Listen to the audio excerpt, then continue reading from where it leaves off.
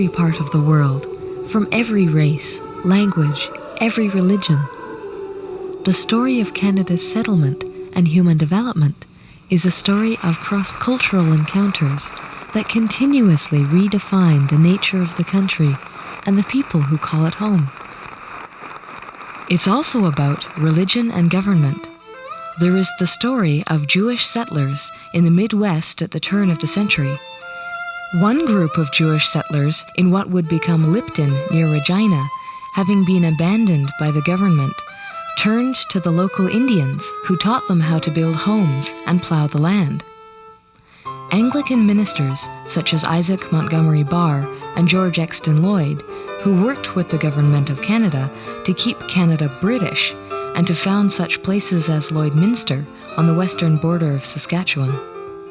A group of 2,000 middle-class British urban people mostly who came to Canada for the free land, but also to save Canada for the British, because there were a lot of foreigners and Catholics and French Canadians coming into the prairies that were threatening, and Americans that were threatening to take it away from the British. So this group of 2,000 people came over to try and save Canada for the British. They didn't have a clue what they were doing. And they went through a lot of privation and hardship and finally triumphed in the end, as the English tend to do. History tells us about the German Benedictines who founded Munster, Saskatchewan, the German Oblates who founded St. Peter's Colony west of Saskatoon, of Father Lacombe who worked with government officials to help French Canadians and Ukrainian Catholics settle in the West.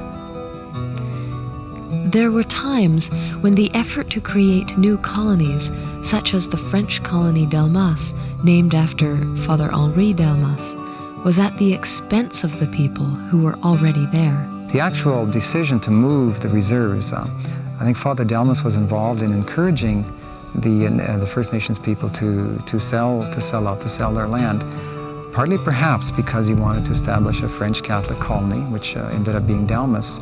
There is that painful reality that the reserves were moved to much less plentiful land, much more difficult land to make a living off of. There's no way that they wanted to lose that land. They were very successful farmers.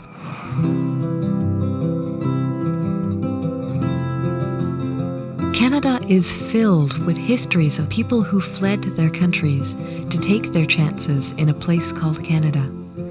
Their successes often turned into compassion as they helped others from their homelands, through their churches, mosques, and synagogues, to immigrate and settle in Canada. We have a history of small Jewish communities, and St. John being one of them, which banded together in periods of very narrow immigration possibilities to assist illegals who would come on as stowaways on boats. And they would land in Halifax and St. John and even in Montreal. When you come from a background of persecution, you tend to look out for your own.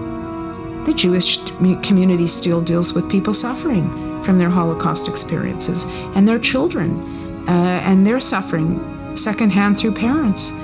So we do turn inward when it comes to advocacy. Our agency, historically started providing, services to new immigrants after the Second World War.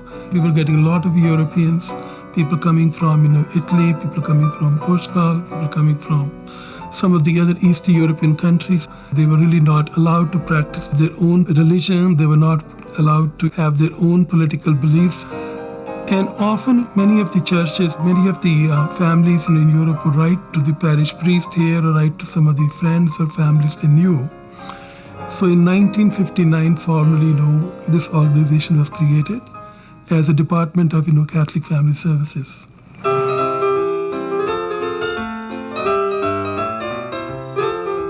From my reading of the history of the beginnings of the Catholic Women's League, it's my understanding that the League began to protect the interests and to protect the faith of the Catholic immigrants who were coming to Canada. But that, of course, reflects what the beliefs were at that time. There were many, many representatives of church organizations, particularly the Catholic Women's League and the Sisters of Service, who were there to take care of the immediate needs and the settlement needs of the people who were landing in Halifax. At that time, people came into the country according to their religion, and then people from that faith group were sent, or that church were asked to meet them at the train, in our case, and make sure they were settling. For centuries, the story of settling Canada has been a story of the faithful, coping with incredible hardships and learning to help one another. But too often, this history has amounted to a variety of forms of exclusivism that says, my religion, not yours. My people are welcome, not yours.